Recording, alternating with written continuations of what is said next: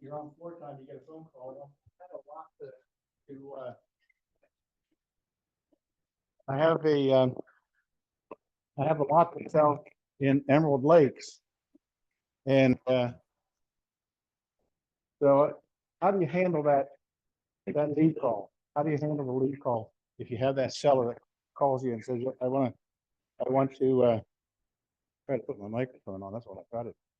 How do you handle that call? I'm not, this is for the newer folks, more so than the seasoned folks. How would you handle that call? What's the questions that you would ask?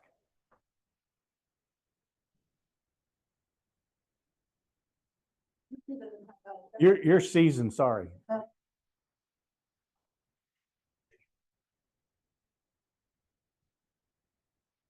Any idea? You feel seasoned? Go ahead. Okay. Okay. Okay. Okay. Okay. All right. There's more. Dominic. Well, I don't know. I haven't been there for 25 years, so I don't know. I don't know anything. I don't know anything about it. Well, a couple of first questions, and let me bring back Marty, so I'm not taking up his time. Go ahead.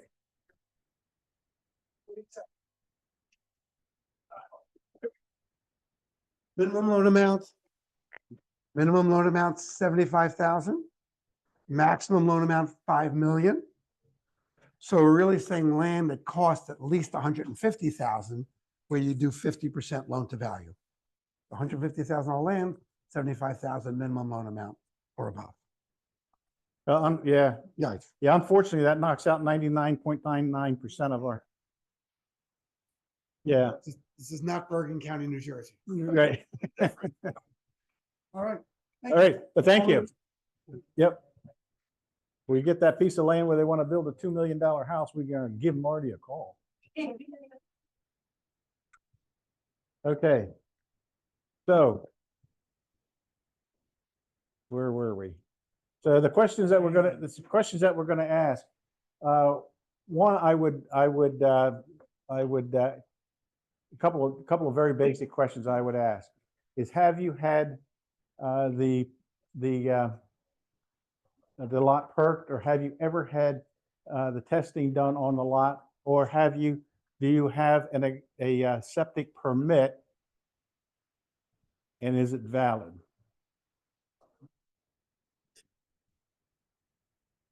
Those are I think some key questions, and the reason it's a key question is we're listing a lot of lots that are not perked. They are not, nothing's been done to them. And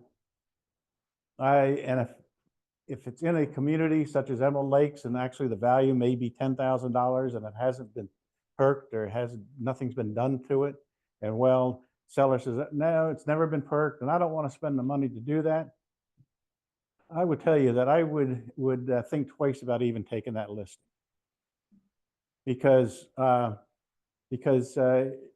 what is happening is you're taking a lot that may be worth $10,000 on the market, hasn't been perked, no survey, no septic permit or any of the septic work at least being done, and now you're going to try to market that $10,000 lot, and only to find out that it doesn't perk.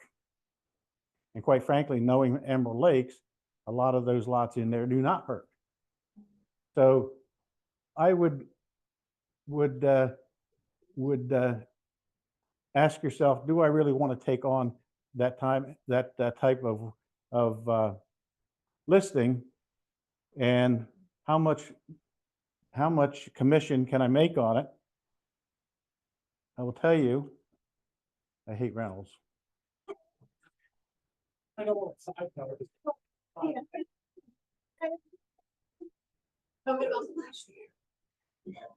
I hate rentals, and But you know, you're better off doing a rental. You're better off doing a rental.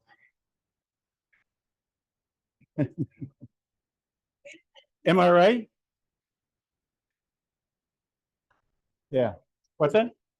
I'm gonna terminate the contract today. Well, and I was to the point when we had a lot of lots. I mean, it was real easy to sell a nice 1 acre parcel and a nice subdivision, and I got to the point where I get so many calls to list lots. I told them, and this was actually when the lots were worth more than what they are today. I would tell them, they asked me what my commission was. We can talk about commissions because we don't have any visitors here. I told them my commission was 20%. And he said, 20%? I said, that's my fee. Well, I don't think I want to pay 20%. I only want to pay 10%. I said, well, I'm sorry, but my fee is 20%. And the reason I did it is if I'm going to get a lot sale and I can get as many as I want back then, why do I want to do it for 10%? I'll be selective.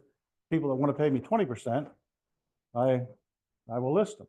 So that's what I did. I turned down a lot of lots because they wouldn't pay my fee of 20%. So that's the second point I want to make. Think about the commission on the lot. I just sold a beautiful lot, had a perk, not just a perk, but it had a expired permit by only 3 months. It had a survey, and I sold it for $50,000, and the listing agent offered $1,000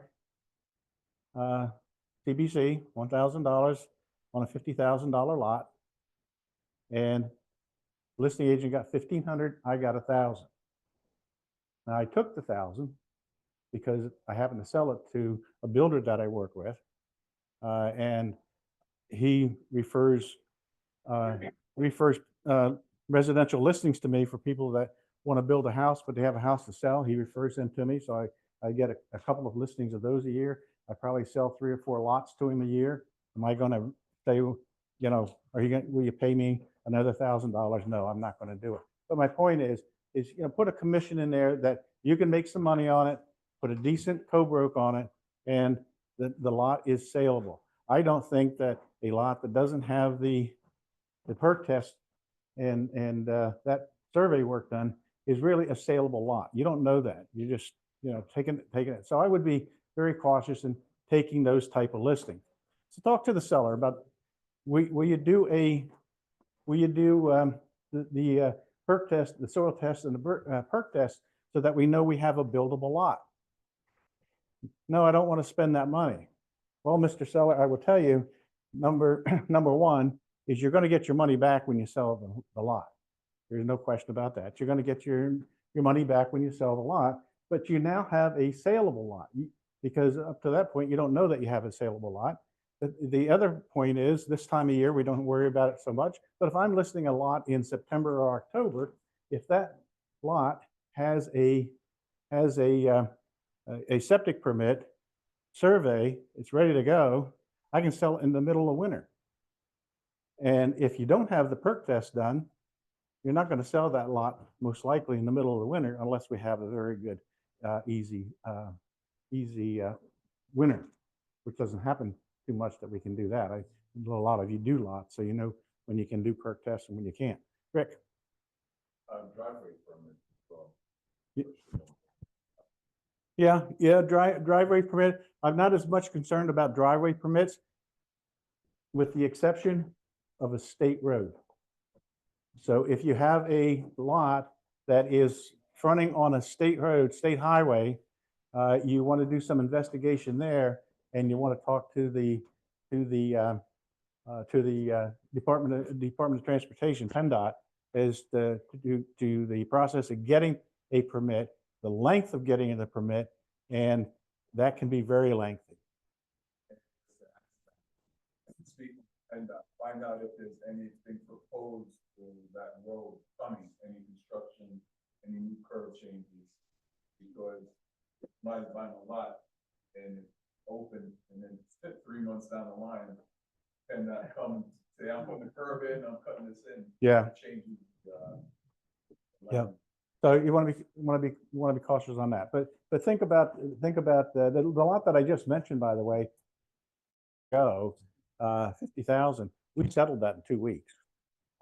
Yeah, we settled in 2 weeks. Oh, you only had to do a title work and you can do that then. So it makes it worthwhile. So I would caution on getting involved with lots that are in, somebody came to me the other day, somebody wanted to list 2 lots up in Pocono Springs Estates. And that's about a $750 lot.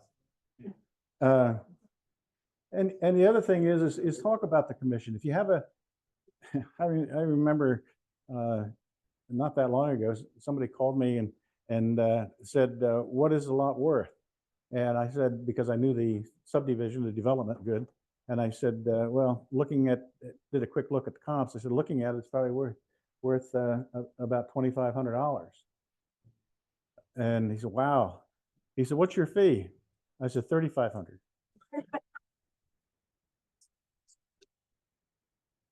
And he said, $3,500. He says, how does that work? I said, you're going to have to come up with some money to sell it. But again, did I want to take a $2,500 lot? How much can I make on it? Now, the other thing is, the reason I'm talking about your commission and getting a decent commission on it, because I think you need to do some work. You cannot just take the phone call, take the lot and say, okay, I'll send you a listing agreement and sign it. And now you put it in the MLS and you never have gone out and seen the lot. Would you sell a house without going out and seeing it? No. Why would you want to sell a lot that you haven't seen? You don't know what the terrain is. You don't know anything about it.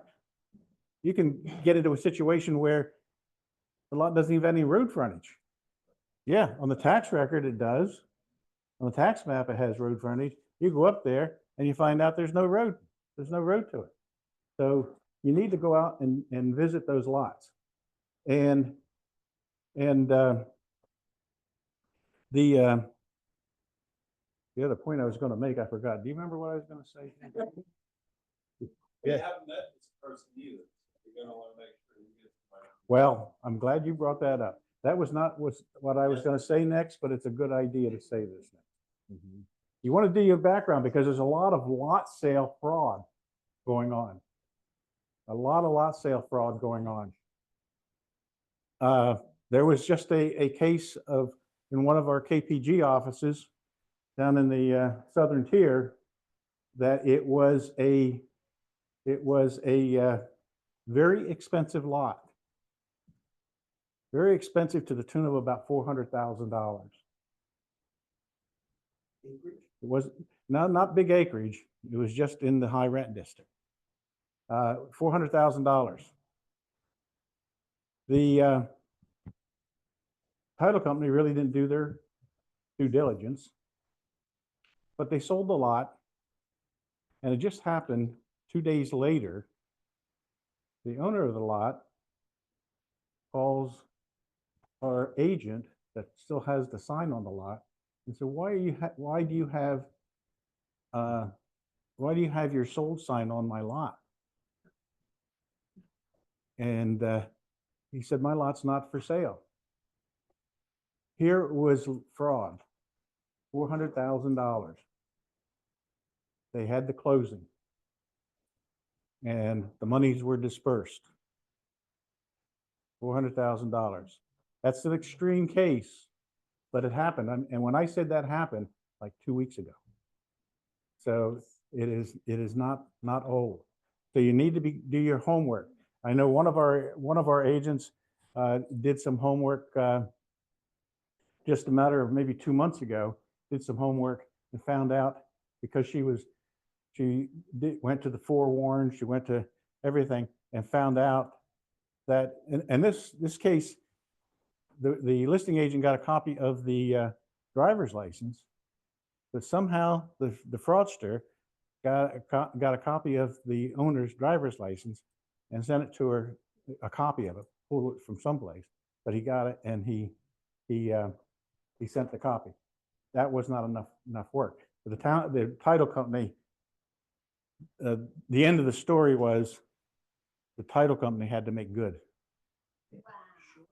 The title company had to make good and make the seller whole on that.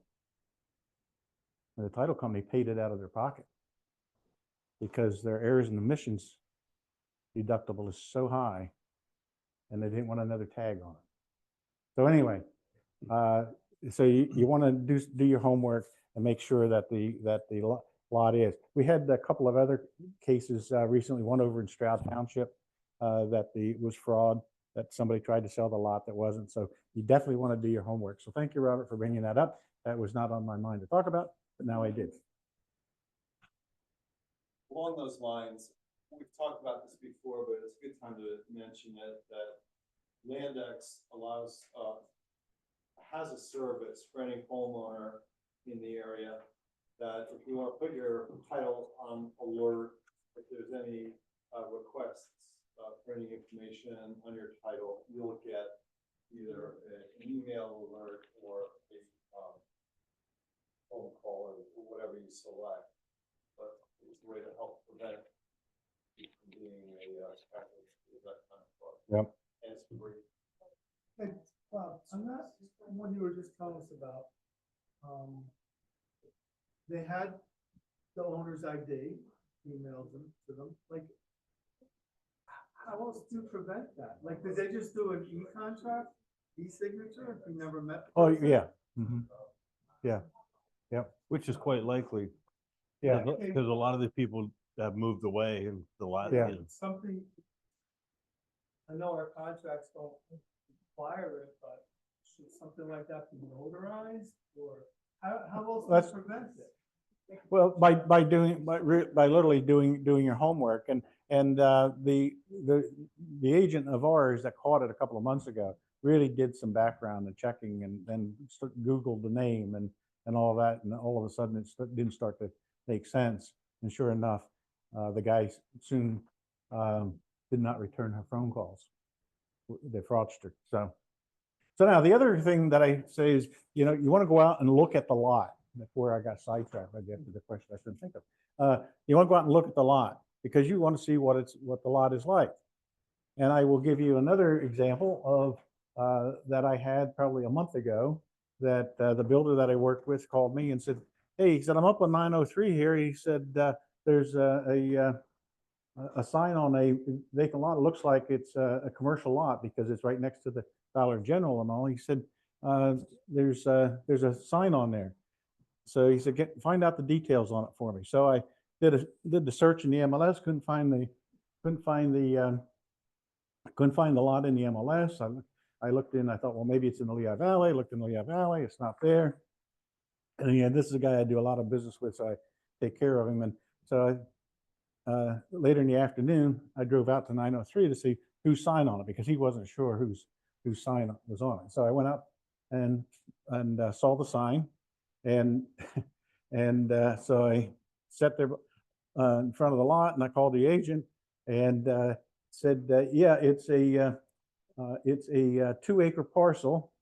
Not sure whether it's zoned commercial or not, and it's only about half of it is usable. The back half is wet. So I said, okay, so 2 acres, that still gives me about 1 acre for what he wanted to do.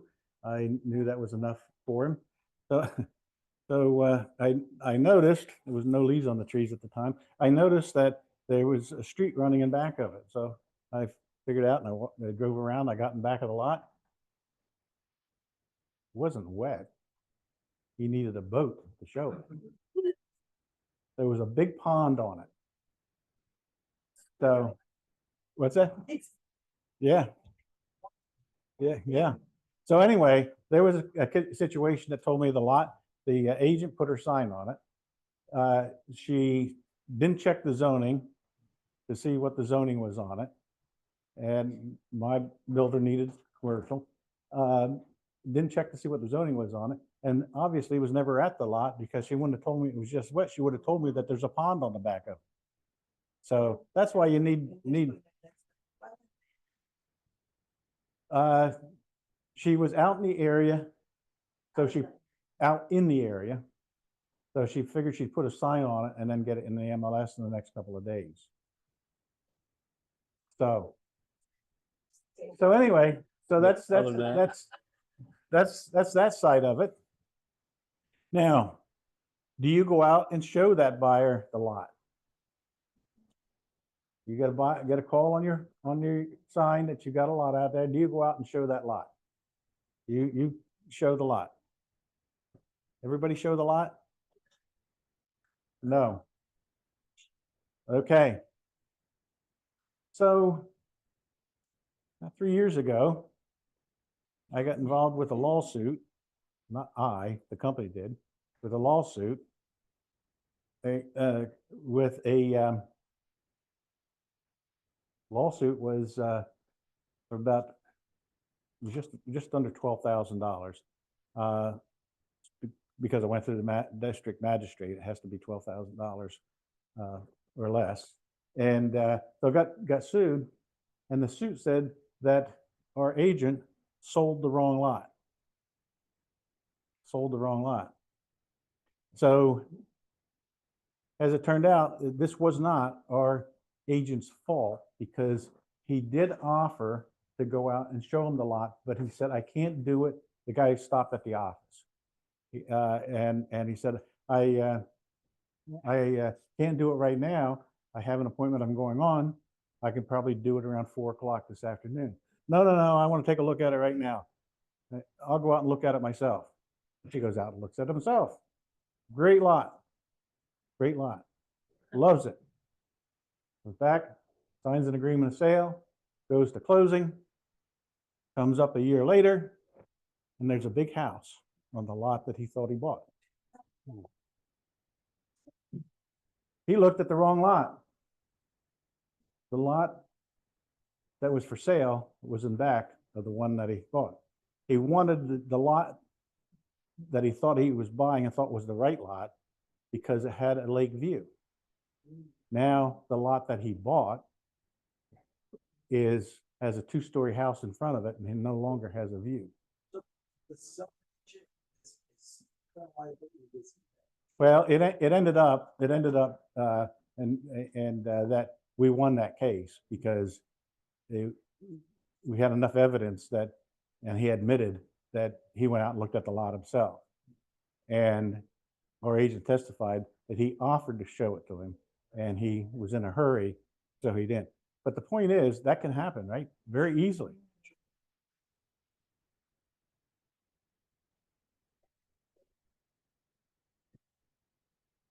That's what the lot is, but the development had a different breakdown of it. So I didn't know good development. Now I do. They said, no, yours is over, it was like $3 down. Yeah. It doesn't show that way in practice. How would I know that? County needs for the development, that their subdivision may be different. Yeah, and that's an unusual case, but it can happen, obviously. Yeah, it can happen. So you want to be cautious because you can get sued over selling a $10,000 lot because somebody went out and looked at it on their own, thought it was someplace else, and then come back. So no.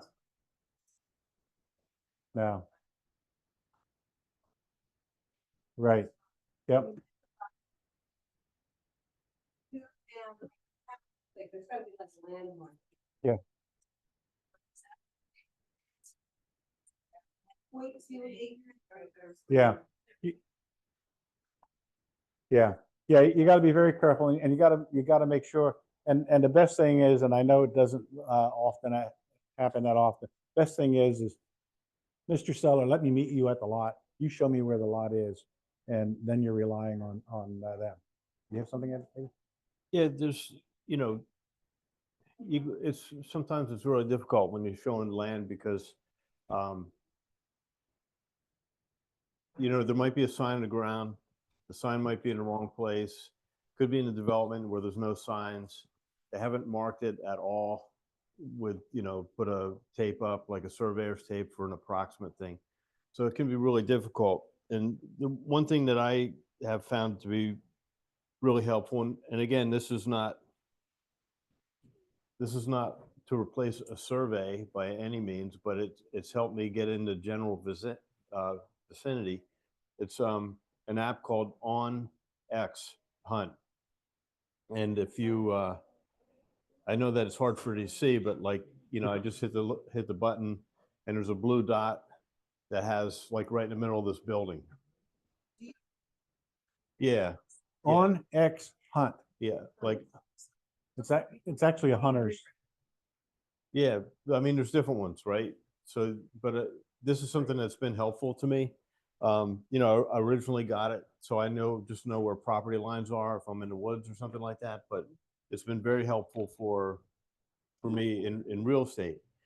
And that, you know, so this is not going to be accurate down to the foot or whatever, but it's within several feet. So you have an idea, generally speaking, and it'll show you, like here, it says you know, the property name, the owners, Norman Fain owns this building, right? So it'll tell you that, so you can match it up with the seller, hopefully. Now, again, this isn't the degree of accuracy you want to rely on 100% to say this is definitely the lot. You want to have all that stuff checked out, but it can be helpful It's in a a good case guide. of, yeah, it can be very helpful, you know. You can also, if you're showing a residential house, you can also, while you're standing at the house, you can pull it up and you can see, because it puts the name there of the property owner. So you can see who the, Yeah. right? Yeah. Yeah, and you can walk through the road frontage and follow the dot and say, well, it looks like it ends around here, something like that, you know. So it's something Yeah. something that's been very helpful. Yeah. Then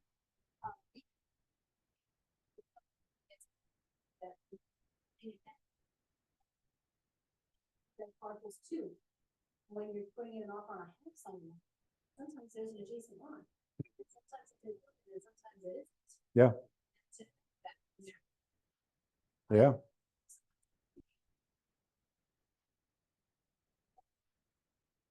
Yeah. Yeah.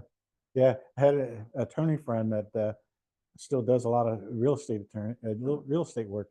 And he had a case some years ago where the agent sold just a case that Kristen's talking about, had a vacant lot in the house. The house was for sale, the vacant lot was not, same owner was not. The agreement of sale was written on the vacant lot. He called the agent, he said, geez, you got a lot of money for that vacant lot, what do you think the house is worth? Right? You didn't catch that one. So there's a couple other things just to tag on, things to look at. You know, if somebody calls you, they want to list a lot or something like that, you can pretty easily like pull up the tax record, right? And sometimes on some lots you'll see that it's been sold every couple of years, you know, for $80, $100, $800, whatever it is. These people are buying it at tax sales, and then they want to, you know, that guy on Metzger Road is one of the ones that I'm thinking of. He bought it for $800 at a tax sale, wanted to list it for $20,000. And I had just had a couple of other experiences on vacant lots. So I called the township and I said, do you have anything on this parcel? And, give me a minute. Sure, no problem. The townships love talking to us, by the way. They do. They just love talking to us. They want to tell us like whatever they have, right? And then the guy comes back on the phone. He says, "Yep, great location. There's a spring dead center in the lot, which means it's totally unbuildable. There's no way you can get away from that water feature far enough to build on it. So that's why that lot keeps going to tax sale, right? Nobody wants to pay taxes on it. I had behind Aldi's on 611, that community up on the hill with the water tower. Yeah, Northgate. Yeah. Great community, been there for a long time. Had a buyer, we actually went under contract because it said, had public water, public sewer on. Made a phone call, found out that the sewer line stopped about, I don't know, 100 feet or something before that lot. And it would probably take at least years, not months, and just tens of thousands of dollars in order to get that hooked up to the public sewer. And it was on a slope. So it's unlikely that, you're going to put a sand mound in that community. And then if you did, and they, for some reason, extended the sewer line, you'd have to disconnect from the sand mound. Yep. But anyway, you get you get a call on a vacant lot, and it's in a development that's been there for decades. For some reason, this lot hasn't sold. Call the township. They might tell you, "Yep, we got 3 failed perks on this lot. There's a stream going through the middle of it. Can't sell it." Right. And they'll love to tell you that because they don't want to get phone calls later. But that's the reason, and that's the due diligence that you need to do, because another agent could have listed that lot with the spring on it, gone through all the motions, only to find out after they got a deposit, went through all it's not buildable. That's why you want to do your due diligence and do the homework on it. So how I would handle, and I'm not making this suggestion for you, is to keep you from getting burned out on selling lots that don't sell or can't sell, is ask that seller when he calls and wants to list a lot, is have you had it perked? No, I've not even seen the lot for 25 years. Is suggest that they need to do the lot. Well, I don't want to pay the money. They're going to get it back, but they don't want to pay the money. Okay, here's what the lot's worth: $5,000. My commission is $4,500. And if you perk it, get it ready to sell, the lot is worth 3 times as much, and my commission will be 10%. I'm just giving you numbers. But so what I'm saying is, don't spend your time. Go do a rental.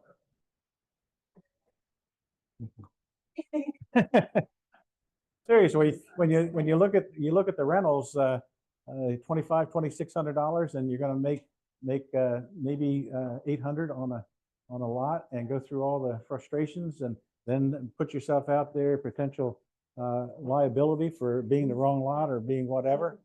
So just think about it. Do a large parcel.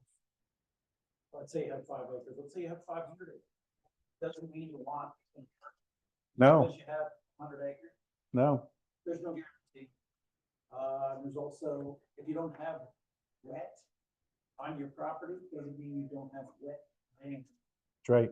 There's certain plants that will grow to show you that it is in fact wetland. Yep. It just hasn't been wet. But it still hasn't been. Yeah. And You if won't they, be able to build on it.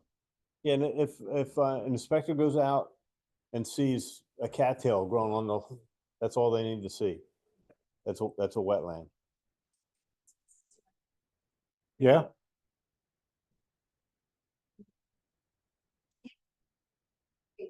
Yep. Bog turtles, absolutely. Bog turtles. Yep. Yep. Yeah. Mary? Can't go it was tested and it said didn't hurt, that doesn't mean it doesn't hurt 10 years later. I have a piece of property next to my home that didn't hurt, but they wanted to sell me for $1,000. And I said, it doesn't hurt, nobody's gonna build on it, I don't need to buy that.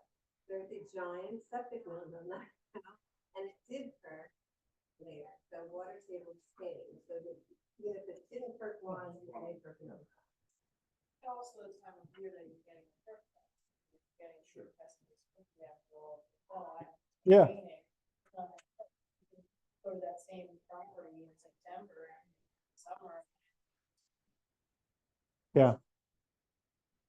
Yeah. But it's also going to, when they do the test hole, the 7-foot deep test hole, that's gonna tell them what kind of soils, what type of soils are in there. Now, there could be, and they don't do it. They do the test hole first to see what type of soils there. And I think the limiting zone was 21 or 23 inches. I'm not sure what it is now. And so if you don't have at least the 21, Mary, 21 inches of good soil, you're not putting any system on.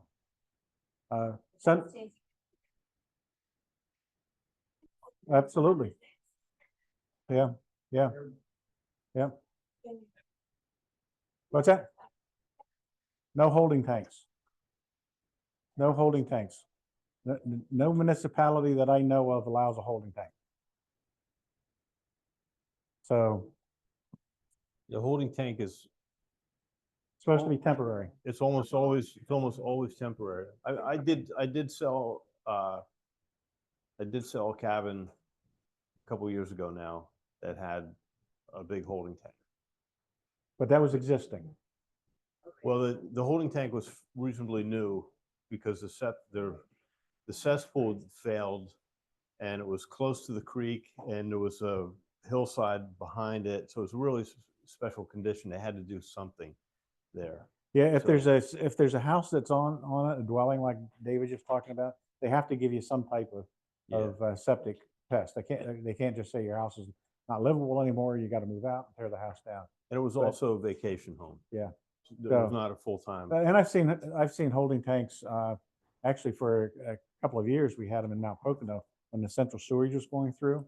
And the septic system went bad in the house.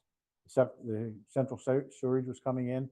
They allowed holding tanks there, but they were temporary. Once the central sewage came in, they had to take the holding tank out. So, I saw one maybe. Monroe Lakes. oh yeah. It had a whole- Yeah. Almost Oak Village. Yeah. That's what we used to call it. Yeah. Yeah. Well, back then, how Monroe Lakes was developed was really unfortunate because we didn't have a lot of regulations back then. And the shame with Monroe Lakes, it has a beautiful lake. It has a beautiful lake to it. And with having no regulations, it was just a poorly designed community. But what they did was, and there's one up on Sullivan Trail on a little campsite. What they did was they sold the lots off in 20-foot sections. So you could buy like maybe a minimum of 4, but you could buy 5 or 6 to give yourself a bigger lot. That's how they did it. And then when I mentioned the Homosode Village, I don't know how many of you know what Homosode is, but it's just a paper fiber board, and they would build these small little cabins. You know what I'm talking about? Mhm. They would build these small little cabins just as vacation getaways. But it's a shame because if you had Monroe Lake's acreage now, just acreage with that beautiful lake on it, it'd be a beautiful community. And you'll need a front end alignment after you come back out of it. Yeah. When people call to purchase a lot, they have weird things they want to do. Like, they want to have a trailer. I had one guy that had boats that he collected from Hurricane Sandy that he just wanted to put on a piece of property. Walls and all kinds of weird things. I mean, there's a lot of homework if you're getting a buyer that's listening. Yes. Yeah. And what you can and can't do. Some people call and just want a camper on it. Well, you can't have a camper Most places I'm aware of. Right? Yeah. Almost any place in this, any place, called I had like a rash of those calls one summer. And They I they were all the called, same person, just different names. yeah, yeah, really.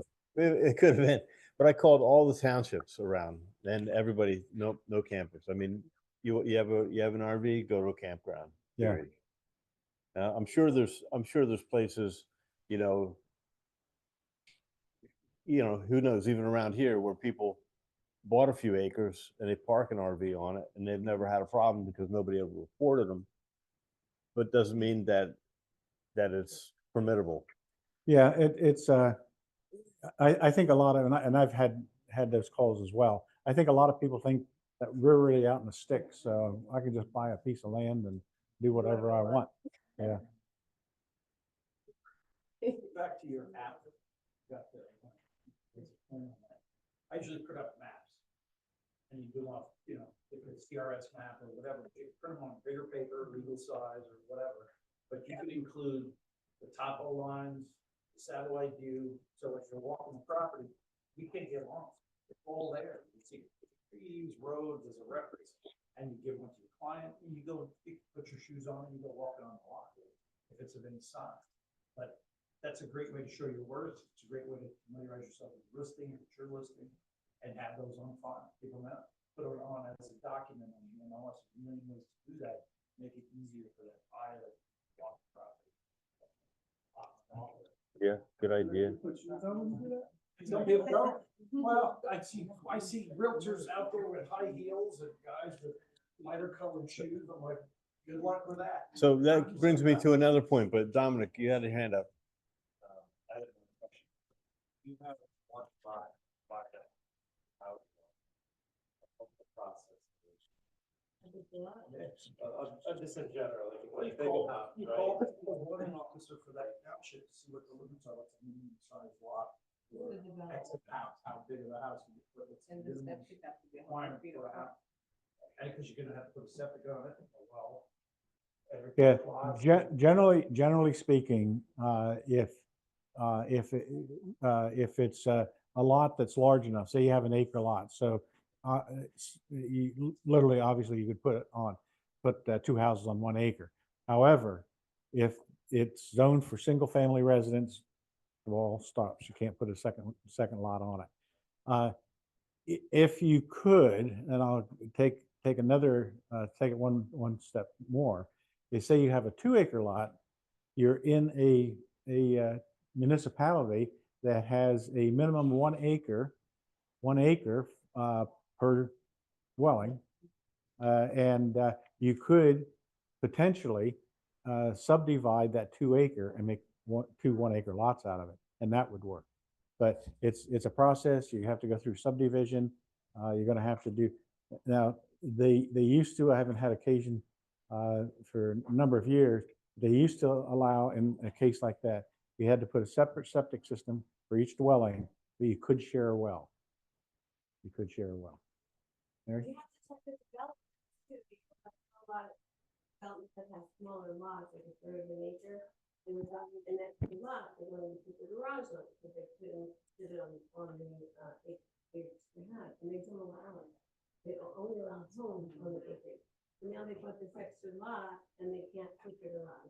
Right. You have to- Yeah, there's a lot of, as you can see, there's a lot to selling land, a lot more than what you think about, well, just a lot.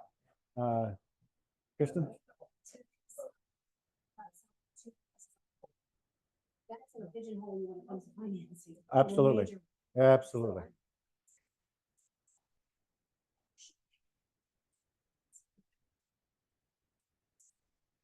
Acre, that could be.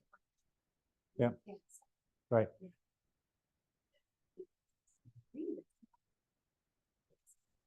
Right. Yeah.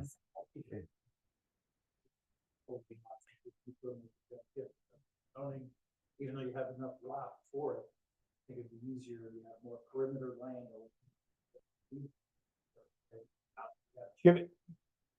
Give you another example. You get a seller that calls you and they say, I own 3 lots in Winona Lakes, and I want to sell the 3 lots individually. Question to ask them, do they adjoin? Yeah, they do adjoin. You're not going to sell them individually then. Municipality will not allow you to sell them because they're non-conforming lots. And if they're connecting, if they're adjoining, they have to be sold as one parcel. I had that with Winona Lakes. So, yeah, right. So, you got to, you know, these are things you have to look at. There, now if he has 3 lots, all adjoining, got to sell them all together. If he had 1 lot here, a house in between, another lot over there, same size lot, he could sell them individually. But if they're adjoining, you got to adjoin them. So a lot to connecting. No, individual lots, but they're adjoining. 1, 2, 3. Yeah. Yep. So one more thing, Yep. Yeah, municipality now, Middle Smithfield Township is requiring that those lots be sold as one. So these are all things you got to do some research and before you do a lot of work and find out you can't do it. Yeah.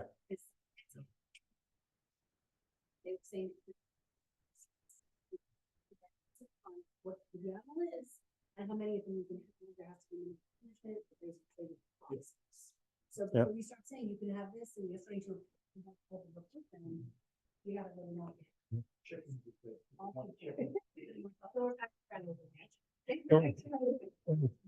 And if you have a larger parcel that's over 10 acres and it's in clean and green, you want to do your due diligence, find out what, and it's easy to do right on the county website. Find out what you can do and can't do with the clean and green, because you list a property that's 15 acres and you have an investor, oh, this is great, a lot of road frontage, I'll just cut it up into 3 lots, but it's in clean and green, you're not going to do it. So anyway, so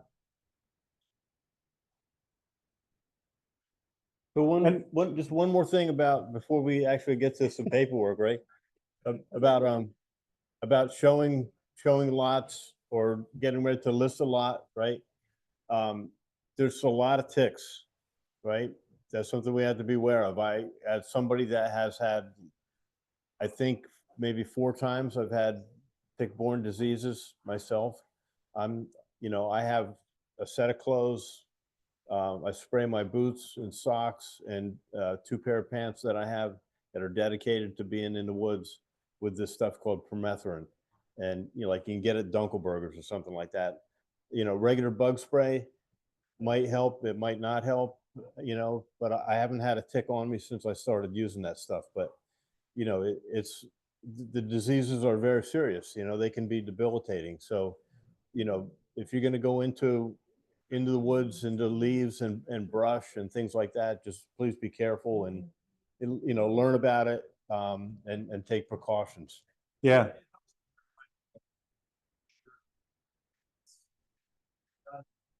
your box, then say, turn around, just want to see if I can speak light, Yeah, but they could be crawling up your boot that- and up your leg without you even knowing it, not on your pants at all. So, David, what is it again? it's called permethrin. Yeah, and so here's what you do. You get the stuff, and you take your clothes outside, you wear a mask, and you wear gloves. Not with you in them. Yeah, not with you in them, and you spray it down so that your clothes are like soaking wet with this stuff, and then you let it dry. It'll dry like within like 4 hours or whatever, right? You let it dry, and then after that, it's safe to be in contact with you. You don't want to be in contact when it's wet. Once it's dry, it's fine. Stuff's been around. You can wash it like 6 times, or it's good for every 6 weeks. Like I just sprayed my stuff again Monday night, I think it was. PERMETHRIN.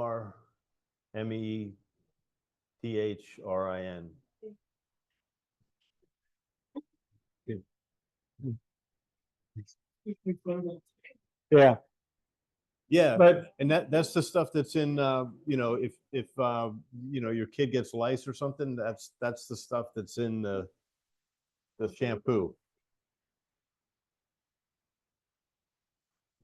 yeah, and you might, you might, let your buyers know if you're showing lots, let your buyers know, some dress, uh, code to wear.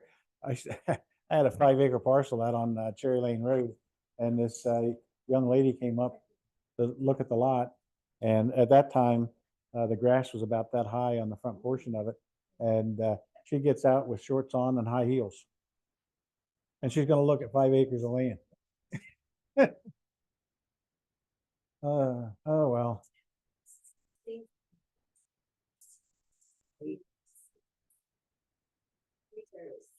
Yeah. Yeah. Yellow jackets. I was showing a parcel of land up on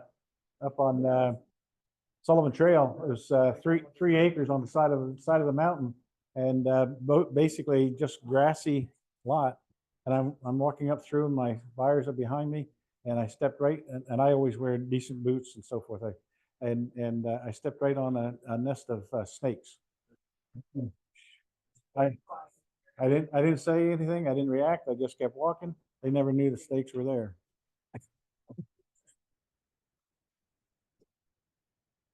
So, As long as you don't hear it. yeah, yeah. If they're rattling, you better look out. Okay.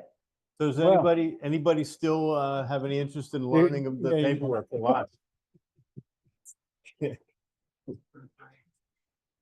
Barbara? Okay. Well, Yeah. the point was just to give you some tips, some ideas, and not, we don't want you to just spin your wheels on these lots and, yeah, I got a listing, but yeah, what is it? You know, how can you make any money? Go get a rental. I hate rentals. You know, And the other thing is, JR is very good at this, and he sold a lot of large parcels of land through the years, is if you have a large parcel of land, hasn't been surveyed for a number of years, put in your agreement of sale that the buyer should get a survey. That not being represented by what JR saw or what they saw, they are advised to get a survey done on it. It can really save your tail, am I correct? Yes. Do not- Anything, talk to your buyer, tell them, hey, this looks like, hey, this looks great, this looks, yeah. Get it surveyed, get it inspected, sure that the lines are correct, and when the larger the parcel, there should be easements and encroachments and a million other things. I had Yeah. one that was a beautiful 100 acre lot, and the lines were drawn. And it was a night. And I even went to the township, the courthouse, to the cartographer, that's the map county. And he printed me up maps. And the parcel that we had on the records was the wrong lot. So it was like the Titanic's inaugural cruise. It was doomed from the start. It was the wrong property I was advertising. And it was a mess. Yeah, it was serious. Not to mention that all lots are not rectangular. Yeah.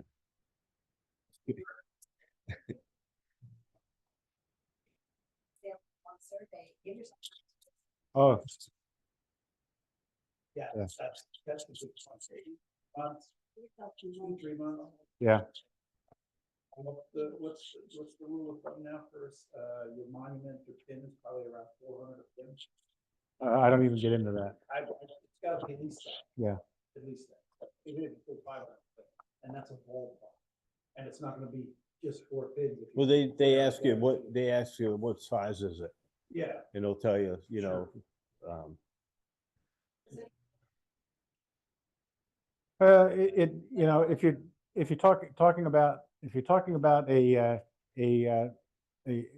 small lot, half acre, acre, 2 acres, when JR says 400 a pin, you got 4 or 5 pins on it, that's $2,000 to $2,500. That's a ballpark. But I would tell you that the the Taylorsville office that we had, when the guy that I worked for at the time bought it, had to have wanted to have a survey on it because that was a small lot, had a survey on it. Old surveys all the way through Tannersville. They had to go all the way up to the gas station on 715 and I-80 to get a monument to start.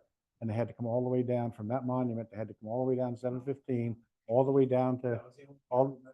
That was the only true place to get a measurement. So they had that. So that cost thousands back then to get that survey done, because they had to go all the way down 611 down to that property. Got a parcel of comments, trail, house on it, listed it, and there were shrubberies in the back, big bit of forest in the back of the east side. At the back of the lot, we could not see the neighbor's garage, the car garage. It was encroaching on my property by about 20 feet. So we're under contract, ready to go, and they decided to go, you know, check it all out, and, we got trouble here. It added 2.5 months to the closing. Yeah. And there was quite a bit of cost involved in both parties. I would have loved to make a phone call to the neighbor, and they had no idea their garage was approaching the property. Right. They were like, I think 2 or 3 owners had passed since the garage was put up. Right. But nobody knew anything. Right.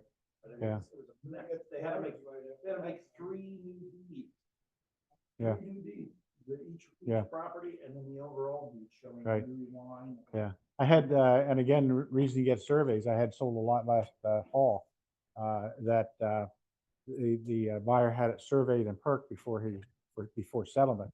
And ended up that a neighbor had a fence 25 feet over onto this parcel. And well, the lot was there for years and years and years, and the neighbor didn't care where it was. Well, I think we'll put the fence over here. And so then it got into an argument, well, who's going to remove the fence? And the seller of the lot says, well, I'm not paying anything. Have you ever had a problem with that possession? No, but I've heard, Well, that wasn't out and notorious. Yeah, has to be open and notorious. Has to be open.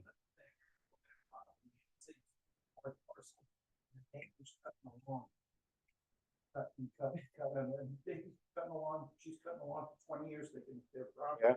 And it's not, just because where the grass line, Right. never go by. Yep. Never go by the stone walls that you see there. Those could be wrong too. Don't assume any. So I think we've set a new record, David. No pages. We're about an hour and 15 minutes into it, and we haven't even started page 1. No pages. Yeah, and I have a great survey story, but another time. All right. So after all of that, does anyone have any questions? Okay. Yeah. So here's what my thinking is, because the question does come up, well, who's the surveyors? Who do we call for surveyors? Who do we call for perk tests and so forth? So what David and I going to do, which he doesn't know yet, but what we're going to do is we're going to ask those of you that are using surveyors and people for perk tests, send them to us, and we're going to make up like a master list, and then you'll have it handy. You're not searching when you get that situation. That's well, who do I call and so forth. So we're going to get that. We'll get a list made up. All right, David, of surveyors and people for perk tests, just so you have it handy, make it easier for you. So if you're using a surveyor, you know my email. Send them over, please. Okay, Thank you. so Done. we're going to cruise through something, the listing contract. I don't think there's a lot of time to spend on it, because the listing contract is this for vacant land is the same contract that you use for houses. It's the XLS. So I don't know that we need, since we took a lot of time there, I don't know that we need to go over anything there. I don't think PAR's never come out with for whatever reason, they've never come out with a vacant land listing. I think it would be smart to do that, but obviously it's not that big a part of the business, so that's probably why they haven't, because there's so much in the listing agreement that doesn't pertain to a vacant lot. But anyway, that's the listing that we use. You have anything on further on that, David? No. Okay. What's that? Yeah, Yeah, amazing. back to back. So now to go with the listing contract though, we have a form that is the vacant land information form. Everyone have that form?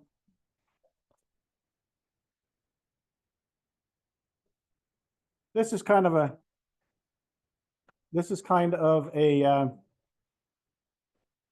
seller disclosure for vacant land.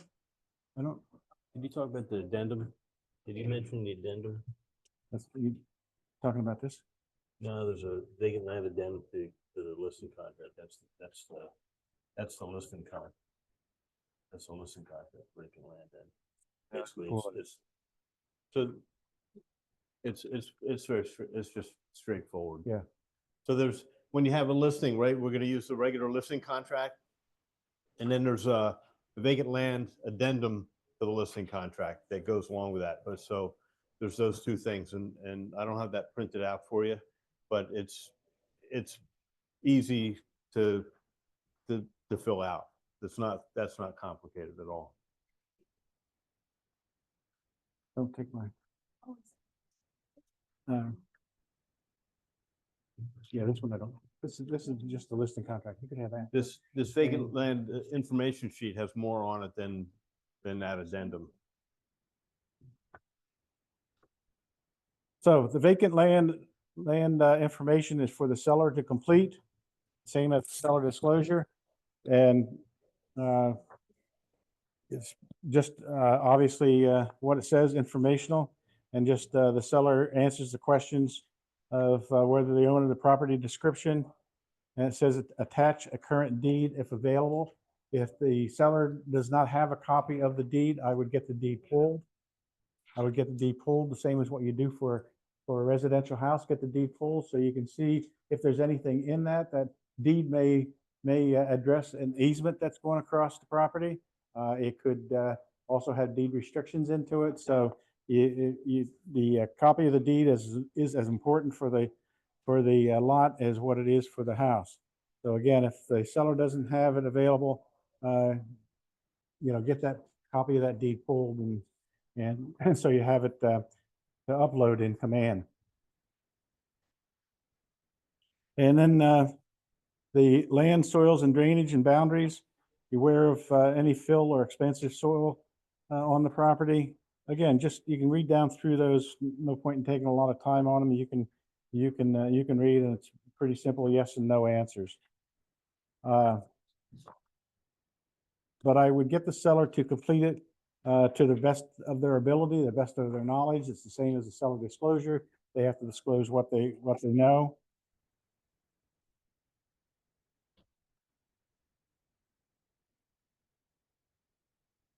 And one of the questions that just hits me here, do you know of any past or present drainage or flooding problems affecting the property?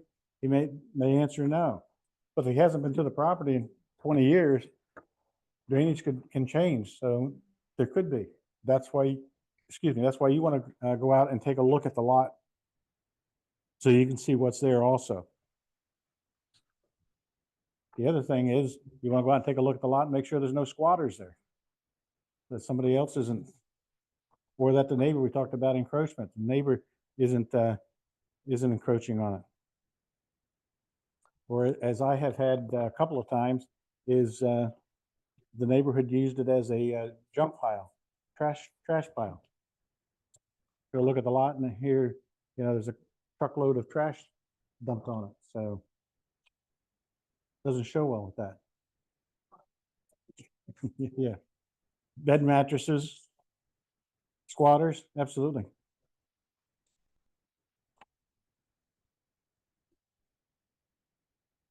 like we said, JR, if you're showing a lot and you find an arrowhead, pick it up and stick it in your pocket.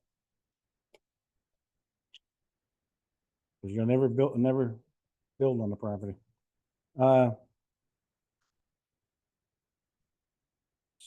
Status of the utilities. Have they ever had any perk tests done on it? And then again, verify if somebody says, well, Dave gave a perfect example. I've seen a couple of those before. The sewer line is, they're thinking they have access to the sewer line, and they find out that they don't. Well, on the sheet here, they may say they do have it, and they're answering what they think, they have it, but they don't. Some years ago, Barrow Mount Pocono, vacant lots, selling vacant lots. Central sewage, public sewage, running right past it. Unfortunately, you can't hook up to it, because at that time, for a number of years, Mount Pocono had a moratorium that they could not add any more sewage on their plant. So now that's all gone, that's all over. But so if you, back then, if you had a list a lot in Mount Pocono and did not do your homework, you're gonna find out that, yeah, you got the lot, but they can't hook up to the sewer. So, Yeah, I have land listed in Pocono Pines up by the intersection of Lake Naomi. There was a building on it, but they had a septic, and the seller swore that, they could hook up to the central sewer system. The central sewer system was on the other side of the highway, so it didn't apply. That was an absolute no to that. yeah. So anyway, that's, you can read through the disclosure, have the seller complete it, and we'll get to the agreement of sale, because that's really where the meat that we have today.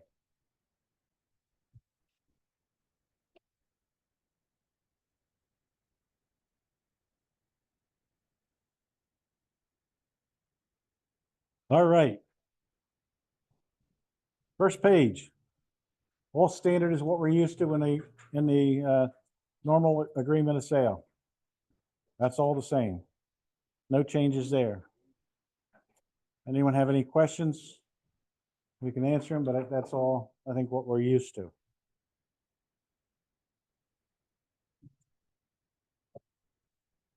Page 2, paragraph 1. Paragraph 1 is the same, only the date, so that's not hard. Purchase price, the same way. I don't know, David, if you want to tell them how you like that, just as a refresher. Sure, purchase price, I like to see, you're gonna have, let's say it's, $10,500.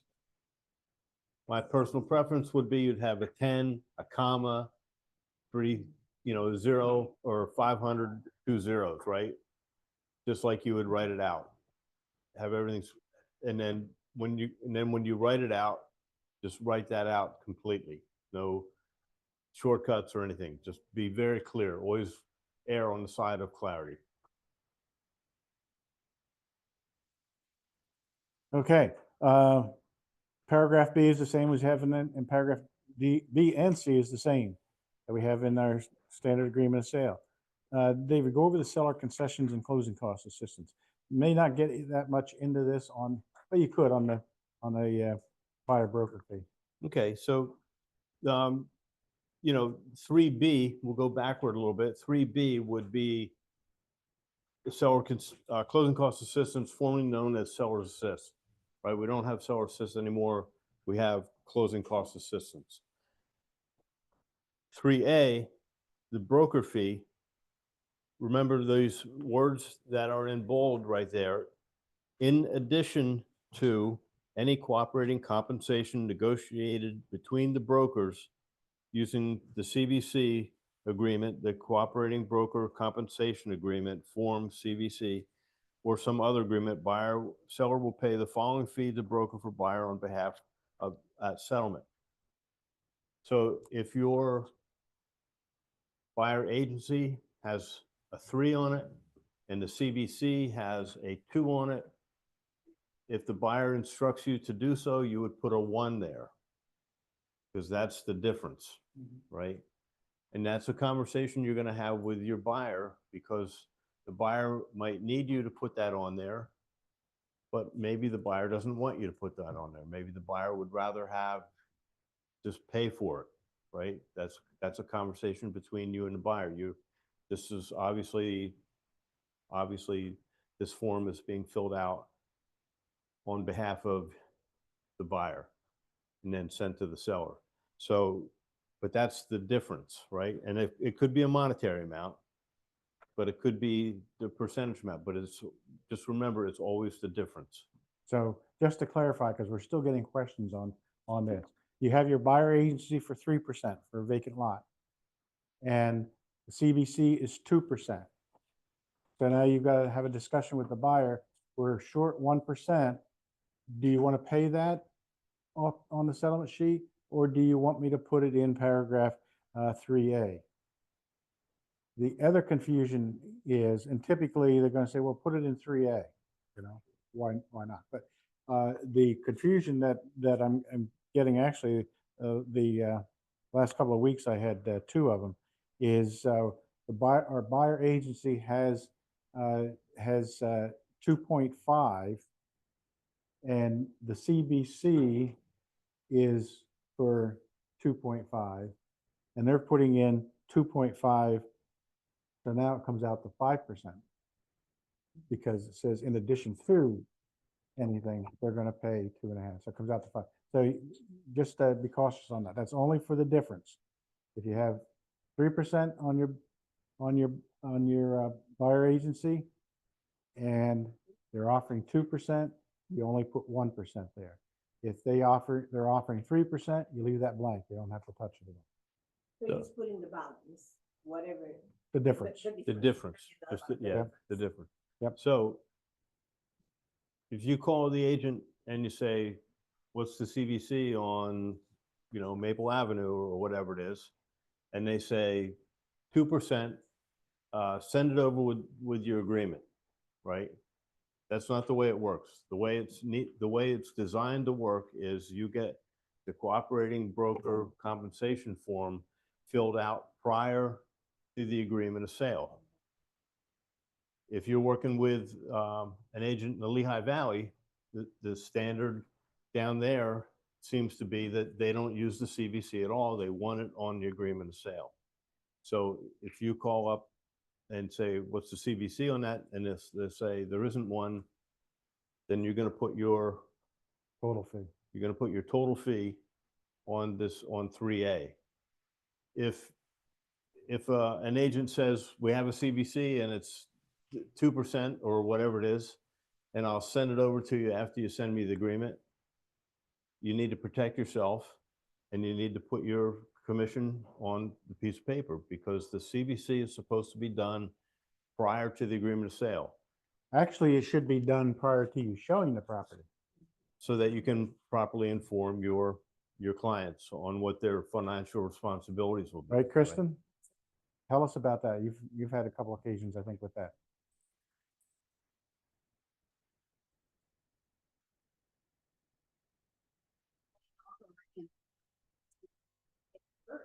Clients that do, I think we pay for the tree for the month. And so they're not for the house. Yeah, and I think you even had a case or two where the buyer said, I don't want to see houses that are Yes.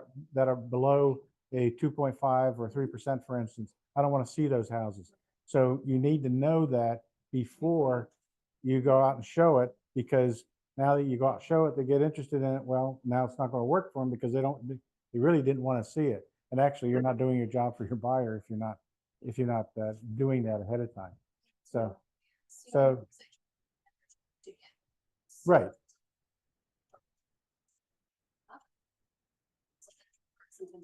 Right.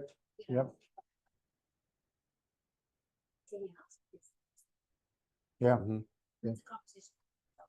Right. Sure. Yeah. And are you having trouble getting CBCs from the other agents? Yeah. The major issue. So if you have trouble getting that form, even if they say they're using it. And sometimes they're, you know, I've had cases where they told me, "Well, yeah, send it over."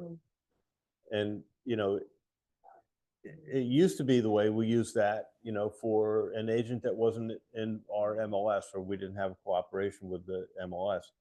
And so, you know, as a buyer agent, yeah, you'd send that over. But now it's the usage of it has changed into something different. So if you don't have that in hand and signed, then you don't have an agreement with the other broker, which means if you don't have it on the agreement of sale, then maybe you don't get paid. So get that, you know, put it on your, if you don't get it, put it on the agreement of sale. And if they give you pushback and say it's on the CVC, we'll then say, well, then, you know, we're negotiating, so send me the CVC and then we'll change the contract.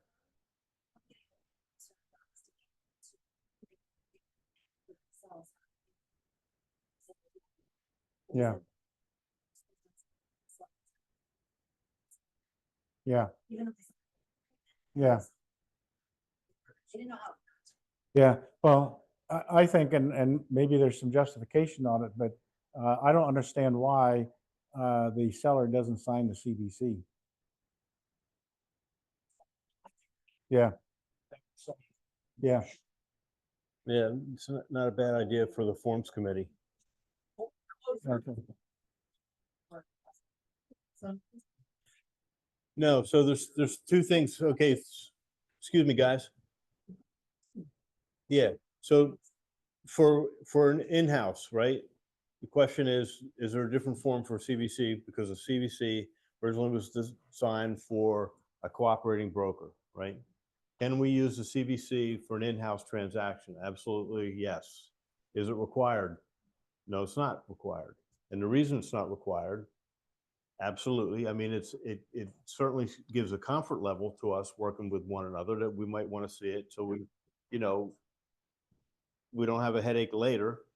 But the reason that's not absolutely required for an in-house transaction is because our broker of record here can see everybody's paperwork, right? So we know if there's a listing contract, what's on the listing contract and what's on the agreement of sale and what's on the buyer agency. We can see all that, where we don't have access to other people's buyer agency or listing contracts as a cooperating broker. But it does give a level of comfort. So we just know up front, it's saying, and we have the website. We should be putting our commissions on a Keller Williams website. Simon.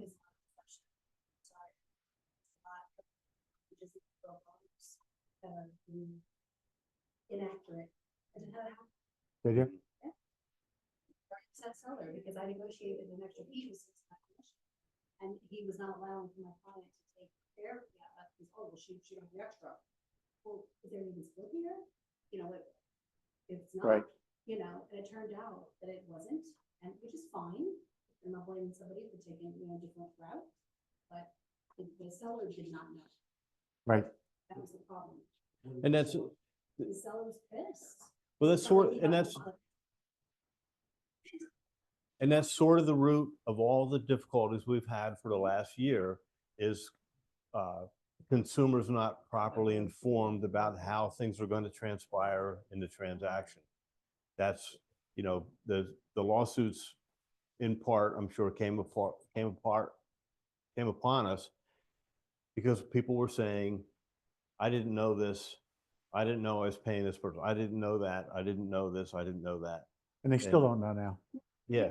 So if we're not talking to our clients, if we're not talking to them, if we're not explaining the forms, then, you know, I mean, the reason that we have, you know, like 14 pages or whatever this is, right?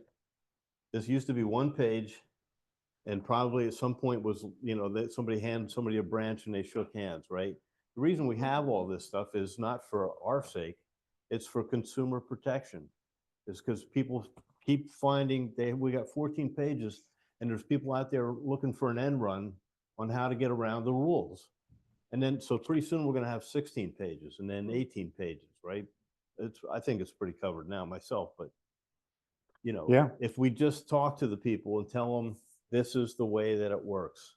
This is the way do you have any questions? Do you have any, do you want me to do something? You know, and if you're involving the clientele, then we're going to have a lot less problems later. Dominic. Ex-hunt. Oh, Yeah, it's, yeah, KW Pocono.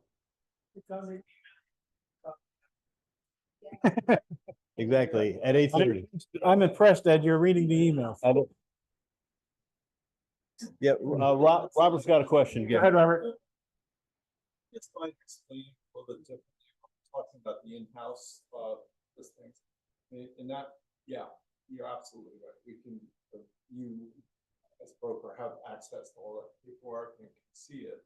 But in that role, you're a dual agent and have dual agency responsibility. And that's, you know, we're supposed to honor the agreements that we're signing. Yeah, I think it's even in-house, I think it's just easier and less confusing if you do use the CBC. Yeah, Uh, and the CBC, just for clarification, in case there's any questions, the CBC should reflect what's on the listing contract. Right? What that split is, that's the number that should go on the CBC. Maxine.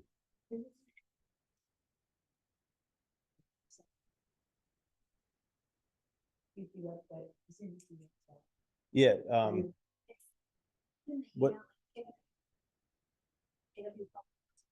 Yeah, something like that. It's, but like Ed said a minute ago, every Monday morning at 8:30, Colleen sends an email out. It's on that email. every week. Monday at 8:30 every week. It's on there. She gets up especially to send it out at 8:30.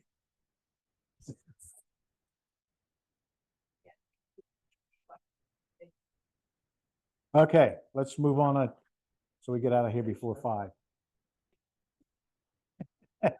Only kidding, only kidding. So we can breeze through a lot of this because it's the same. Yeah, So, page 6 is the first difference. okay. So David is saying page 6 is the first difference. So let's all skip in essence of time or time of the essence, go to page 6. Page 6.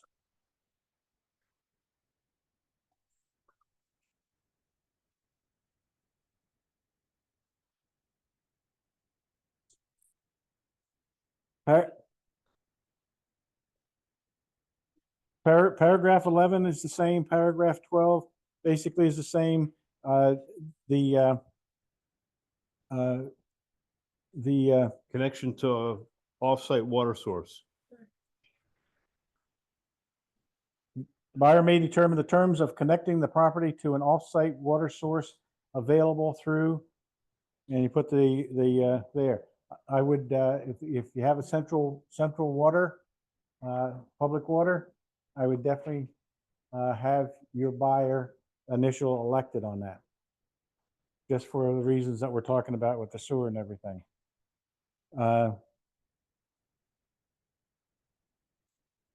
It's on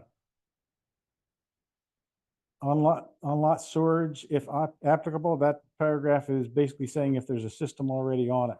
That happens once in a while if you had a house that burned down and the well and septic is still there, sometimes the foundation's still there. You could get into those situations where that could apply. And then the next one is the same as the water connection to the off-site site sewage disposal system. Same thing, I would encourage you to elect that. If it is property and flood insurance, it does not hurt to do that unless you're up on top of the mountain. But that one you might encourage to use to get done.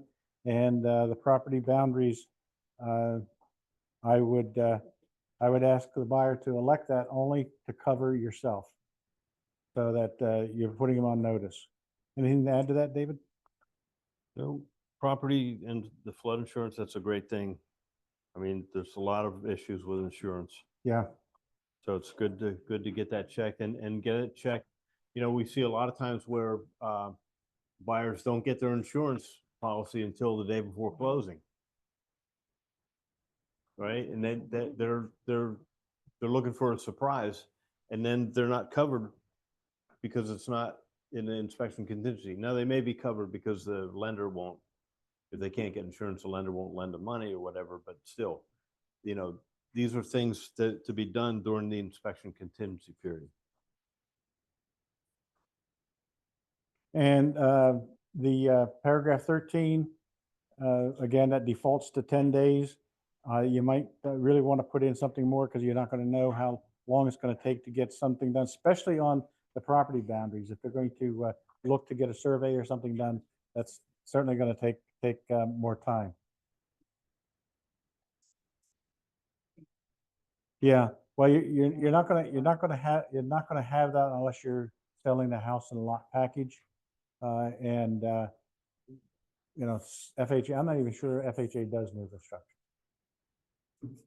So I don't think so. I don't think so. Okay, the rest of that paragraph I think is the same. On-site water. Whether it's not applicable, waived, or elected. I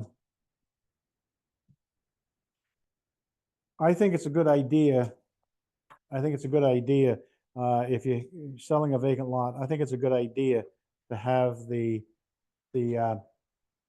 buyer elect the contingency. And here's why. There's some municipalities that require not only a septic permit, but they require a well permit.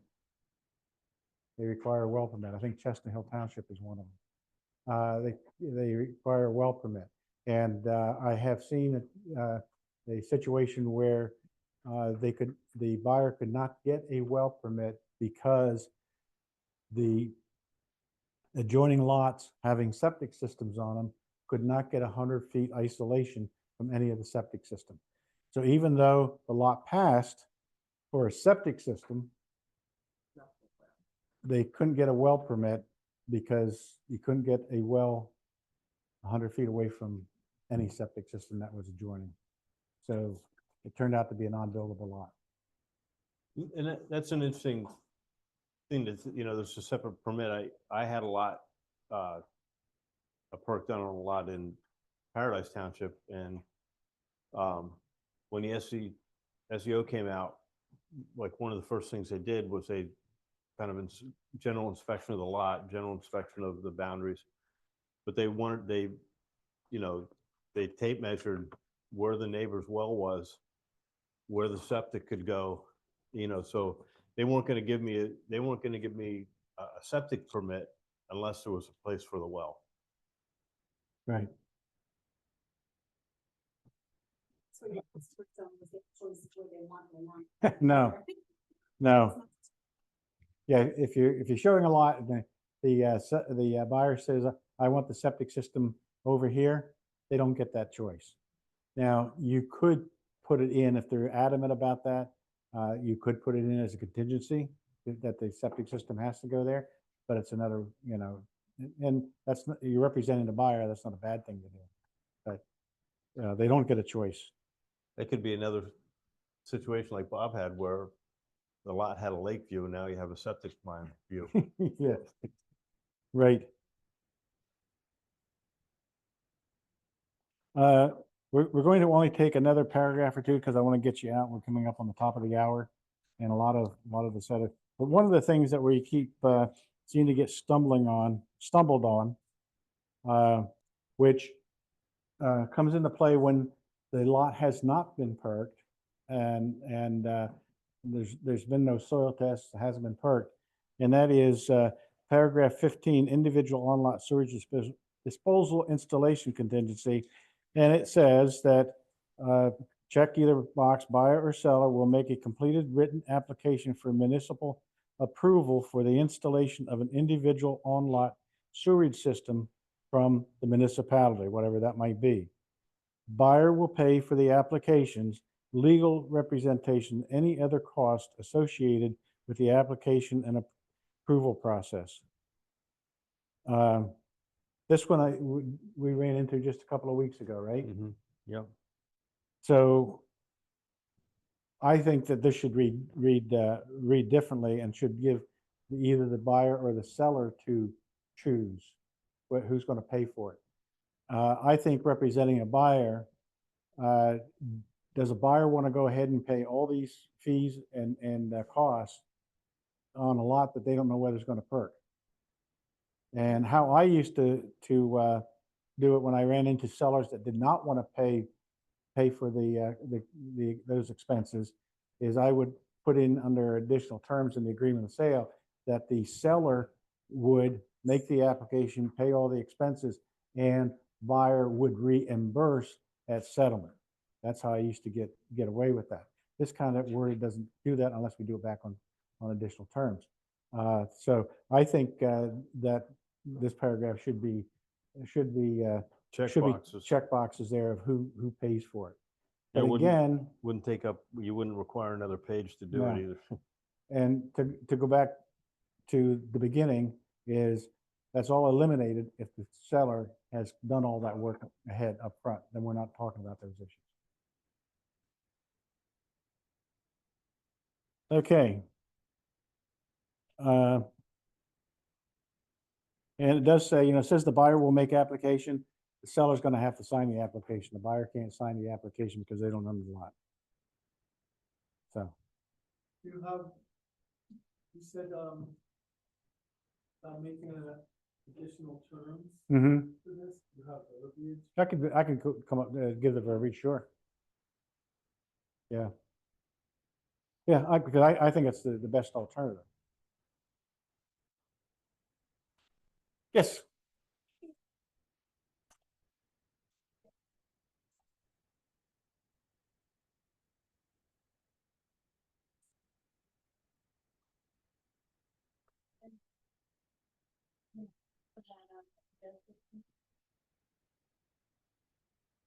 So instead of buyer will pay, cross that out and put seller will pay.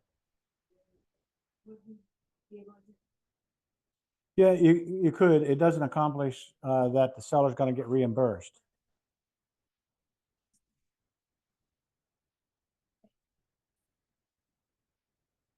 My verbiage will address that. I'll put it pursuant to this paragraph.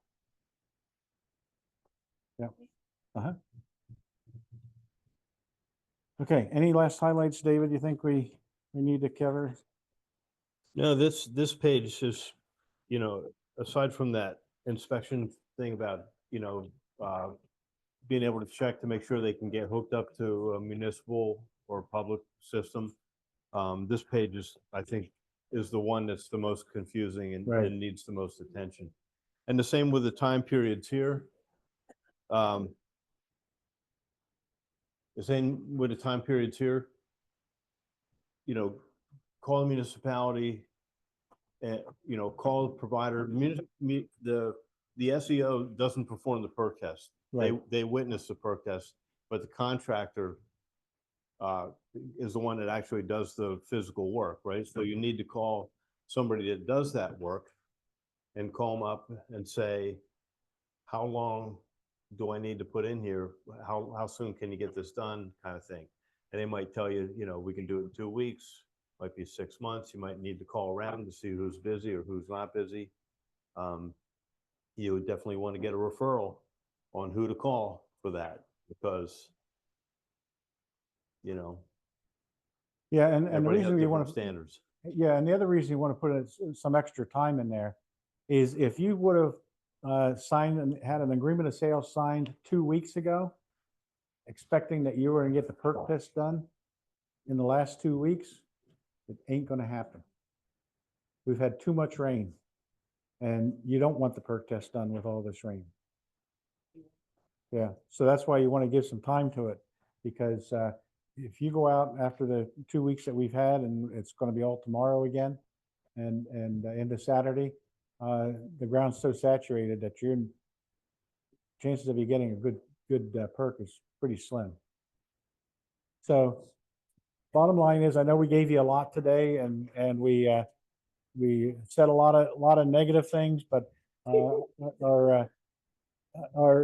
the gist of the negative things is just to alert you and to how to handle and not spin your wheels on a lot. And then after you go through the frustrations of trying to get it to closing, to find out that it doesn't perk.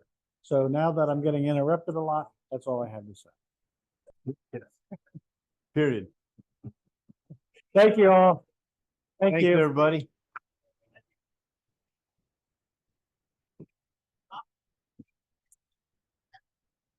Go to a rental.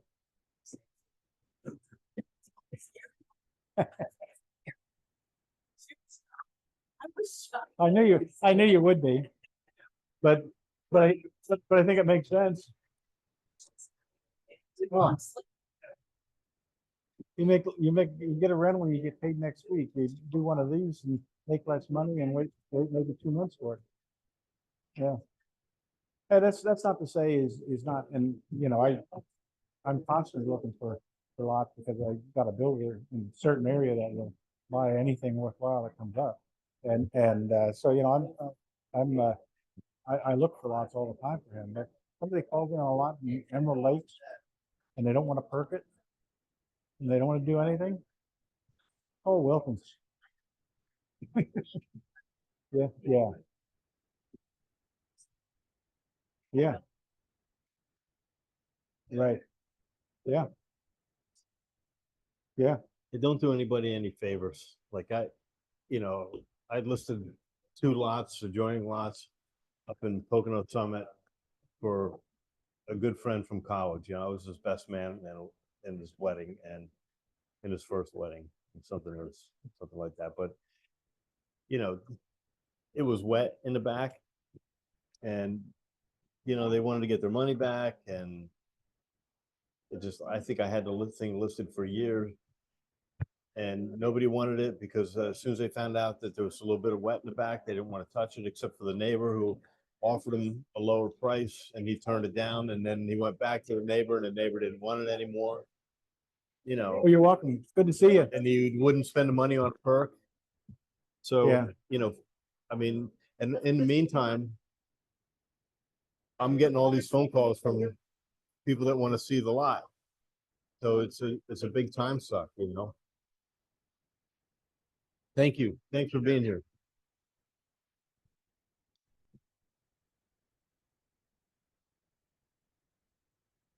Man. It's a scoop, huh? Pleasure. Thank you for your good support on that auction. Kids having fun with all that stuff? Good. Yeah. Yeah. Keep on. I got. Yeah. Little nothing. We went to Right. Okay. So when he looked at it, looking at this, he was totally fine with it. It's advertising's happening. So I said, I have to bring up the tax records because I couldn't get them pulled up GLB. So as soon as we were done, we looked it up and I said, wait a minute, it's got this here too. So, but this obviously the parking lot's being used by the duplex. I called the township, the assessor's office, left messages, finally got in touch with them now. This is indeed the outline that we have. But the deed says 0.34 inches, but the waypoints on the deed actually measure out to this. And now, of course, my client was very difficult. Yeah. He elected survey. Told him to get an attorney. Yeah. Yeah. What How much is your sale? 190, hasn't,